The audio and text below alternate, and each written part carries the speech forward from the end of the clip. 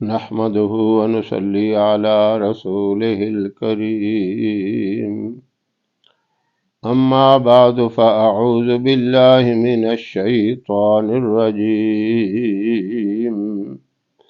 بسم الله الرحمن الرحيم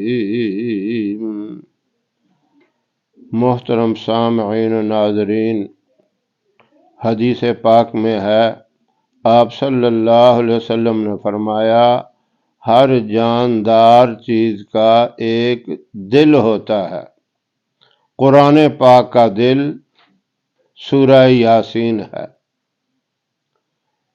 قرآن پاک کا دل سورہ یاسین اس لیے کہا کہ یہ اللہ کا کلام ہے۔ جس نے اللہ سے ہم کلام ہونا ہو وہ قرآن پڑھے، یوں سمجھے کہ میں اللہ سے باتیں کر رہا ہوں۔ اور سورہ یاسین ایک مرکزی چیز ہے، دل مرکزی چیز ہوتی ہے، ساری بادشاہی دل کی ہوتی ہے۔ یعنی اس کو ایک بادشاہ کی مانند سمجھیں۔ اللہ بادشاہوں کا بادشاہ ہے، مالک الملک ہے، اور اس نے اپنے کلام کے اندر سورہ یاسین کو دل قرار دیا۔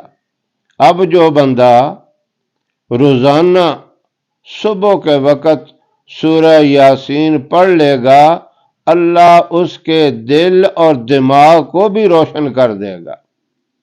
یعنی دل کے ساتھ دماغ بھی روشن ہوگا۔ جب دل اور دماغ دونوں روشن ہو جائیں گے تو پھر آپ سمجھ لیں وہ بندہ کبھی غلط کام نہیں کر سکے گا، غلط حرکت اس سے سرزد نہیں ہوگی، زبان سے غلط بات نہیں نکلے گی، جھوٹ، چغلی، غیبت، گندی باتیں زبان سے نہیں نکلیں گی، اس لیے کہ اس نے صبح کے وقت اللہ کا کلام اور اس کلام میں سے جو بادشاہ ہے، جو دل ہے، اس کو پڑھ لیا۔ اس کی برکت سے جب دل اور دماغ روشن ہو گئے، زبان ایک ترجمان کی حیثیت رکھتی ہے۔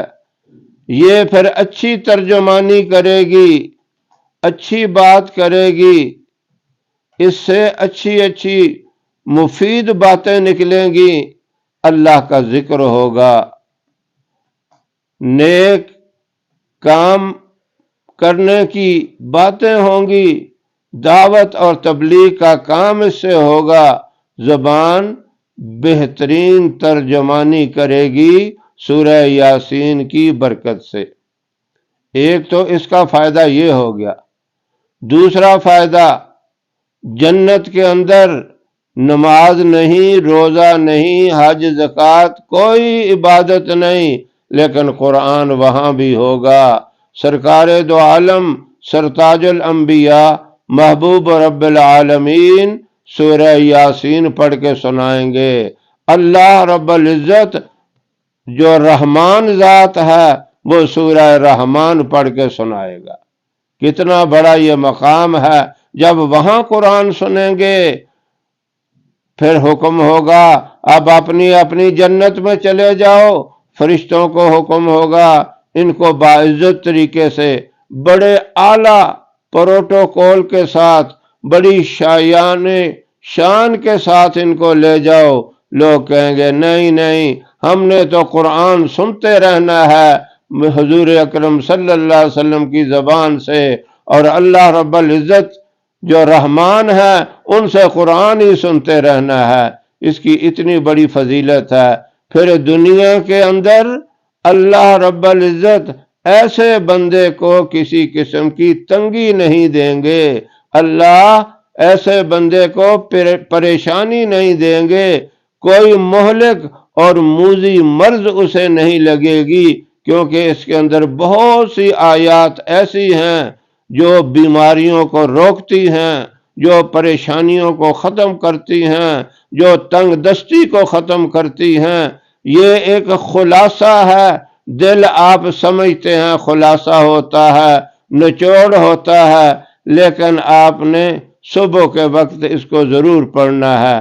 ایک وقت ایسا تھا جو نبی کریم صلی اللہ علیہ وسلم کا مبارک دور تھا، جب لوگ گلیوں سے نکلتے تھے، قرآن پڑھنے کی آواز آتی تھی، سورہ یاسین پڑھنے کی آواز آتی تھی، نماز پڑھ کے واپس آتے تھے تب بھی گھروں سے قرآن پڑھنے کی آواز آتی تھی، مردوں کی آواز آیا کرتی تھی، عورتوں کے لیے حکم تھا آسانی سے، نرمی سے، خاموشی سے پڑھیں، وہ بھی پڑھا کرتی تھیں، بچے بھی پڑھتے تھے۔